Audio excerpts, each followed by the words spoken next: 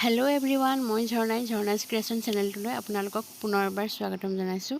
আৰু আজি এই ভিডিঅ'টিৰ জৰিয়তে অসম জাতীয় বিদ্যালয়ৰ সপ্তম শ্ৰেণীৰ প্ৰথমটো লেচন ত্ৰয়োদশ শতিকাৰ পৰা ষোড়শ শতিকালৈ অসমত আহোমৰ শাসন ইয়াৰ প্ৰশ্ন উত্তৰসমূহ লৈ অহা হৈছে।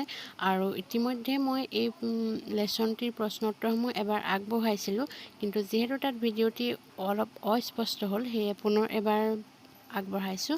আৰু যদিহে ভিডিঅ'টি ভাল লাগে তেনেহ'লে লাইক কৰিব, কমেণ্ট কৰিব আৰু চেনেলটি ছাবস্ক্ৰাইব কৰি ৰাখিব, যাতে ভৱিষ্যতে এনেকুৱা ধৰণৰ ভিডিঅ'সমূহ পাই থাকে। আৰু সময় পলম নকৰোঁ, ব'লকচোন ভিডিঅ'টি আৰম্ভ কৰোঁ।